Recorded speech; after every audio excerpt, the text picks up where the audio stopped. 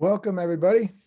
We are doing chapter 10 today of A People's History of the United States. This is a very difficult chapter.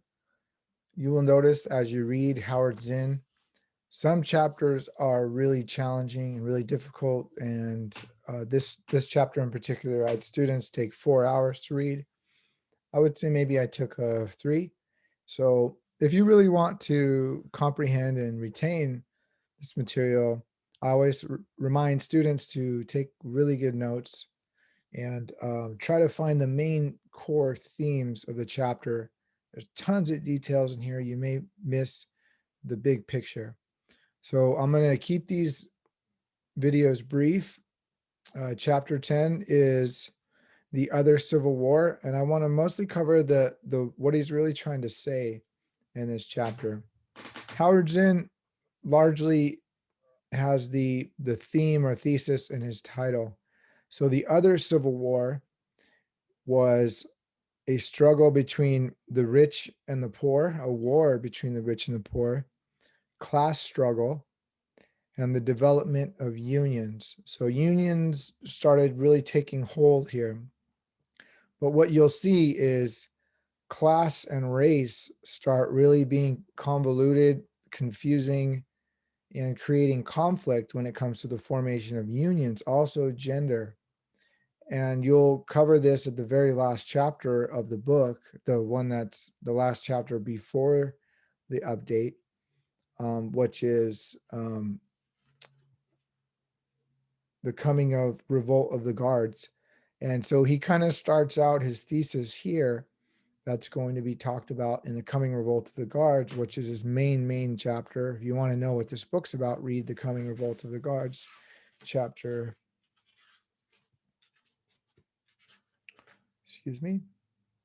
23. So I'm going to kind of go bounce around a little bit. I'll try to go chronologically, starting at page 161. I actually use the teacher's edition, so my page is 161. My numbers are going to be different than yours. But yeah, I will try to stay on chronologically, starting from the first part of the chapter. So the reason why one thing he questions is, why is class struggle left out of most U.S. history textbooks?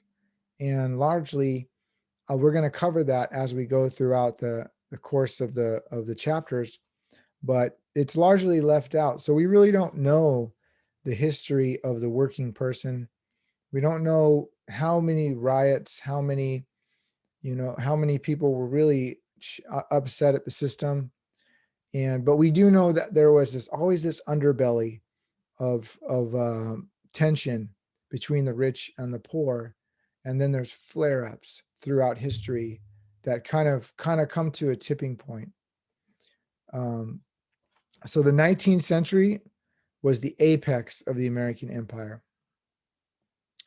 But the one of the moral themes, or the main themes of the book, is that the poor were always left out of this political system. Excuse me. So you have the people like Andrew Jackson, who is really he was a populist president, and he spoke about the humble, the farmer, the mechanic, the laborer, but he left out the Indian and the slave. So throughout our history books, we have, for example, women as well. So the story of women is left out, the story of Native Americans, the story of the slave. And so Howard Zinn will try to, and one of the weaker points in the book is he admits he doesn't really do the Mexican history part very well. So if you want to study Mexican American history, like this story that's kind of not really done well in this book, I would read The Crucible of Struggle by Vargas. But he does a pretty good job, though. I give it to him for that. He talks a lot about the for lack of a better term, poor whites, and which was the majority at the time. So history books are largely written from um, the top down, and so he's trying to reverse that structure. So this is the apex of American empire was the 19th century. And what he does is he kind of goes, the last chapter was post Civil War. So he kind of starts before the Civil War in this chapter. So it's kind of anachronistic or out of order. So, but one of the things he'll talk about throughout in his book is the economic system of capitalism is not a rationally planned system around human need. It's a chaotic system out of profit motive. And there's no way to avoid booms and slumps. So there's a depression there's two notable depressions before the Civil War, 1837 and 1853. Monopolies at this time are used to achieve stability, decrease competition, and control prices. But monopolies will soon be part of the problem, which we will cover that as well. So federal government, and I believe Vanderbilt was the one to actually really show us all that monopolies weren't the way to go. Federal government gave away millions. So we're at a moment in time with the railroad. The railroad starts to be built. The Transcontinental Railroad was completed in 1869, connecting coast to coast. And it came down to where I live in San Diego about 10 years later. So we have the railroad, however, on the East Coast being developed long before that. I'm on the West Coast, so I kind of view it a little differently. But one of the things that started happening around this time, and this is in one of his main themes, is the concentration of wealth being concentrated at the top to the very, very, very few. And this is why in 2021, we have such inequality with different racial groups. So at this point in time, pre-Civil War, 25 million plus acres were given away in bonds and loans to railroadmen from 1850 to 1857. And a lot of the lawmakers, the senators, the assemblymen, the governors were part of this. I would call it a conspiracy where they would buy stocks in the railroad. They would give kickbacks to these executives.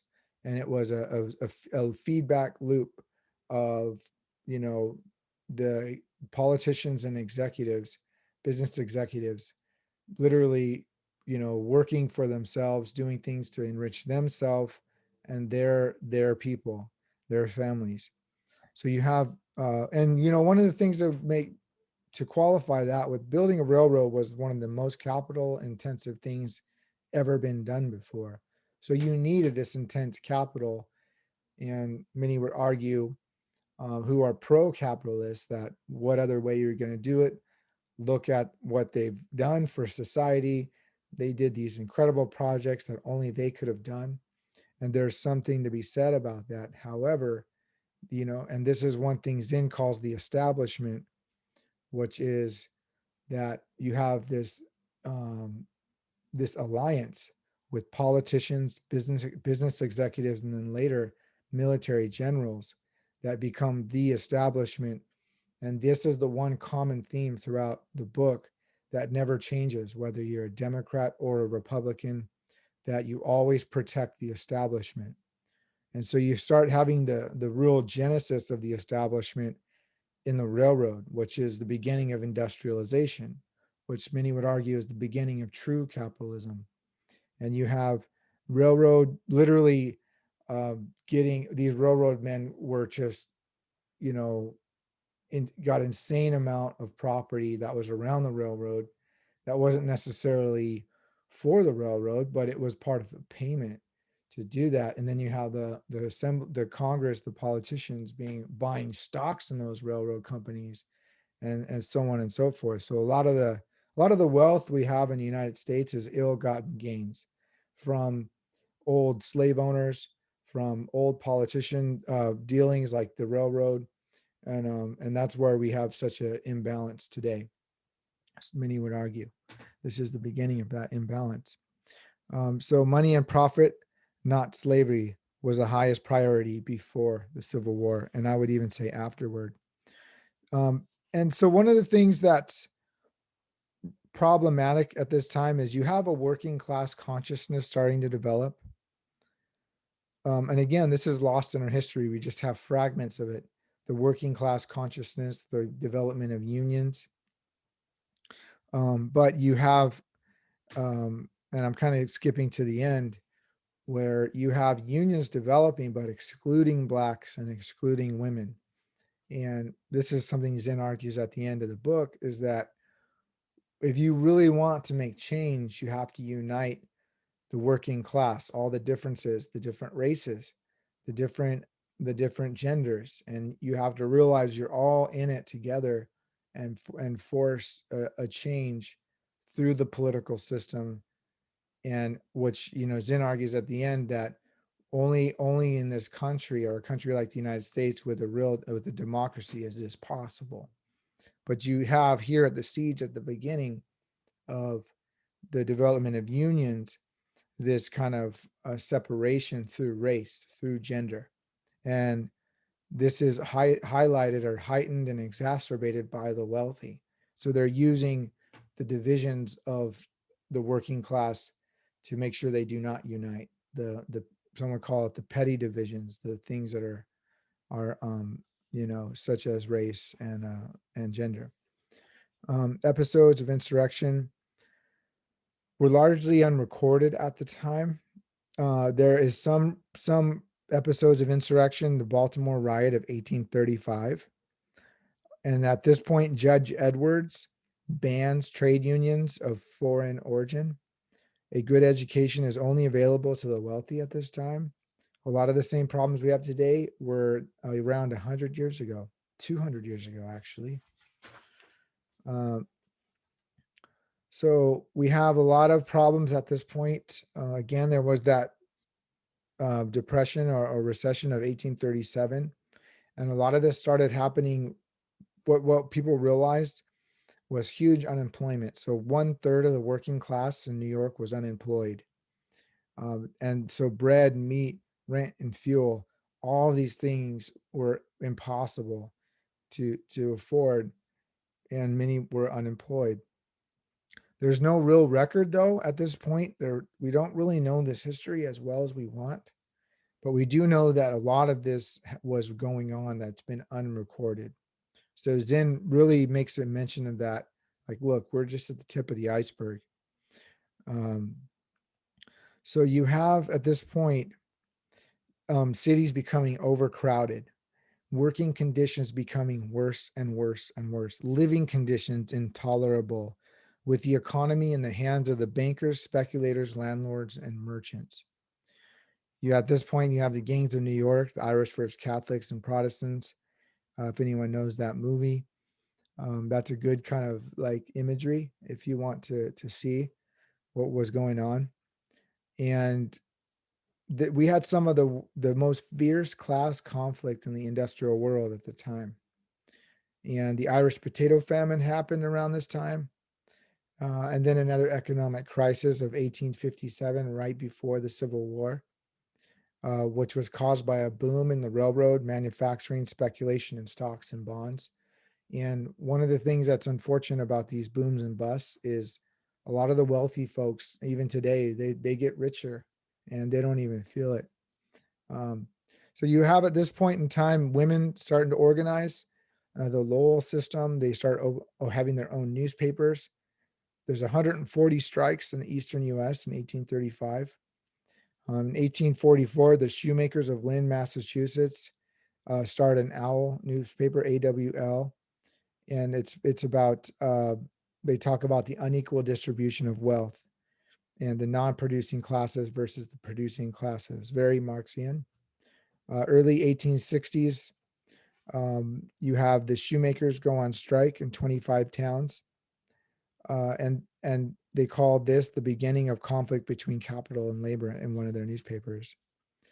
And a lot of their problems were about wages. Wages were not high enough.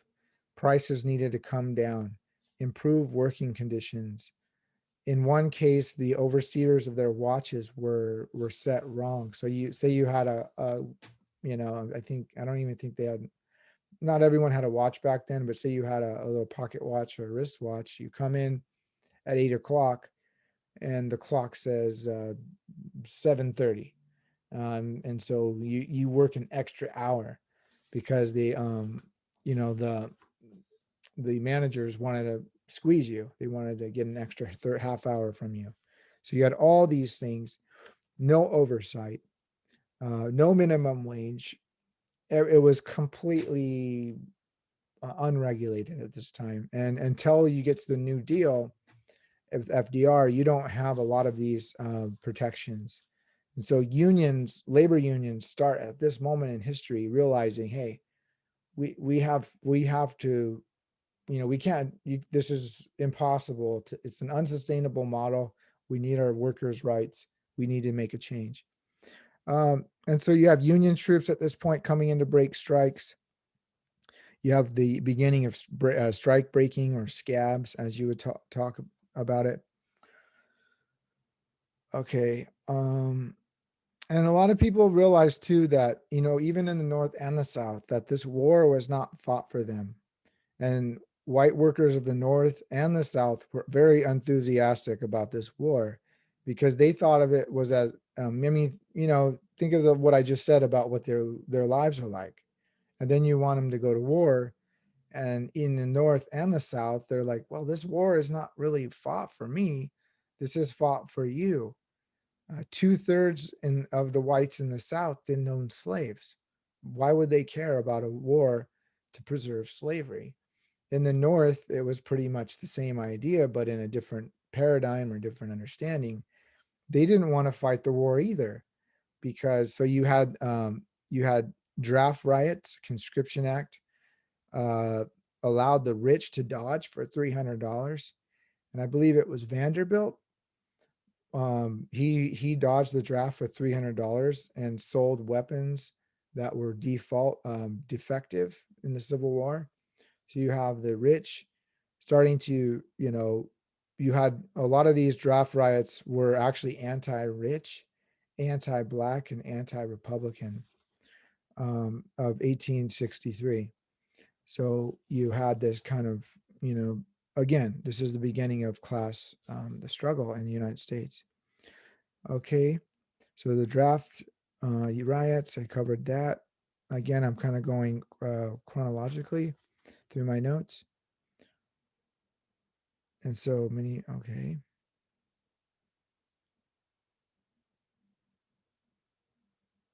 So the other thing at this time that was happening was during the Civil War, Northern Congress started passing, without the representatives from the seceding states, they were passing legislation favorable to Northern business interests. They were passed the Morrill Tariff. The Morrill Tariff made foreign goods more expensive, forced Americans to pay more, and allowed manufacturers to raise prices. Also, the Homestead Act. So the Homestead Act was devastating, especially to Native Americans. And this was kind of one of the, there was many final blows that happened to Native Americans, the Homestead Act especially, but it also worked against poor whites, where the Homestead Act allowed speculators to gobble up all this property for cheap. It happened all over the United States.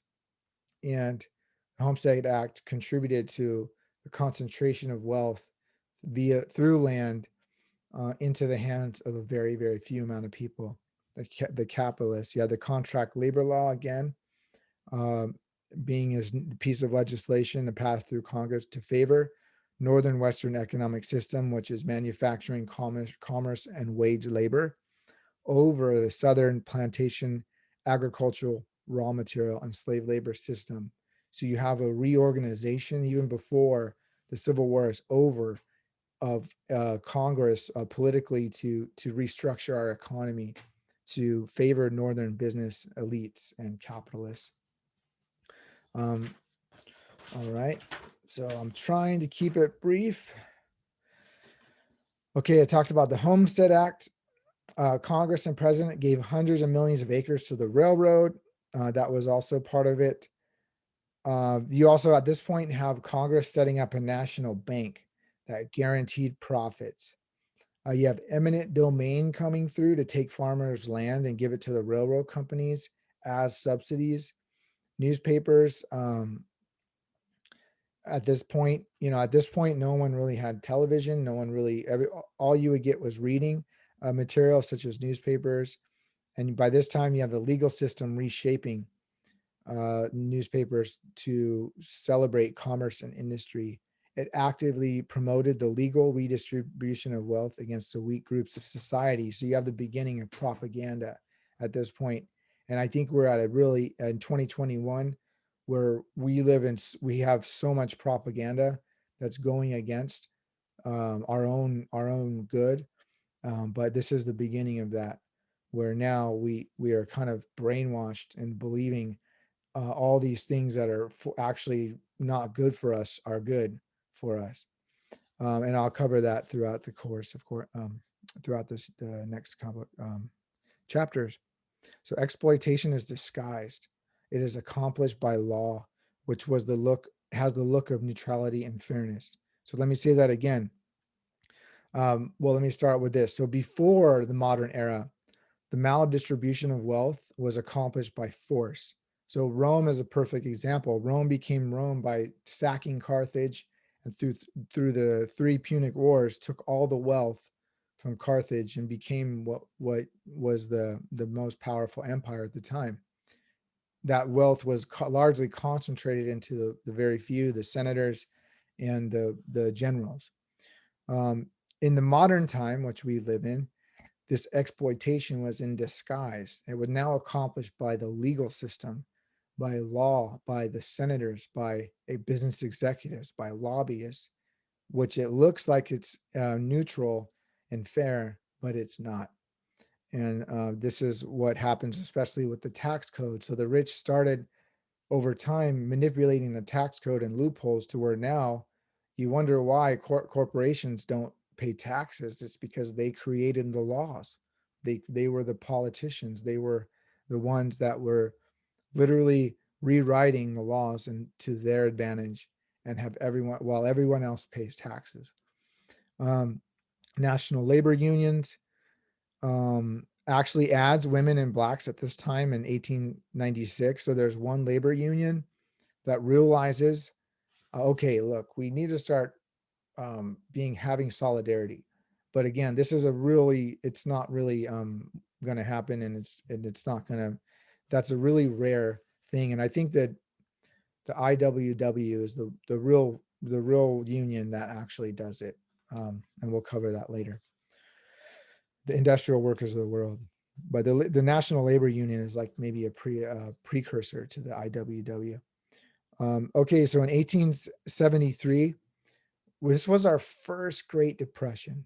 So if you study the history of Great Depressions and crisis, and it starts in 1837, 1857, 1873, and later in 1893, 1907, 1919, 1929. I can go on and on. 1980, in our time, 2000, 2008, 2020, with COVID. And so at every point in time, just like this last crisis we had from COVID, it wipes out small business, and you have a concentration of wealth. Wealth is never lost, it's transferred. So people think, oh, I lost money. Well, you didn't really lose money. Someone else took it from you. And in Amazon's a perfect example of right now, where as all these businesses were shutting down, it wasn't as bad as we thought. Amazon basically took all that business. So that's just kind of a symbolic reference of how it's always been. But the first real crisis was 1873, where it was in a really chaotic shock to the system, in which only the very rich were secure. So a lot of folks don't realize this, but when you go through an economic recession and depression, rich people don't feel it. In fact, they get wealthier sometimes. That happens most of the time. Because what happens is, they consider it a bargain. So you buy stocks cheaper if you have all this money, the economy goes back, and bam, you're better than where you started. So this brought cold, hunger, and death to working people, while the fortunes of the Astors, Vanderbilts, Rockefellers, Morgans kept growing through war and peace, crisis, and recovery. During the 1873 crisis, Andrew Carnegie was capturing the steel market, while John D. Rockefeller was wiping out his competition in oil. Unemployment spiked at this point. In Chicago, where 20,000 people marched through the streets, folks were desperate for work, especially recent immigrants, different in language and culture. Um, and those folks, they actually use those immigrants. And this is what this country has constantly done.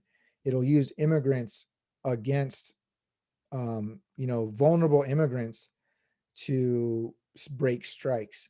So they're the ones that are brought in to keep the economy going.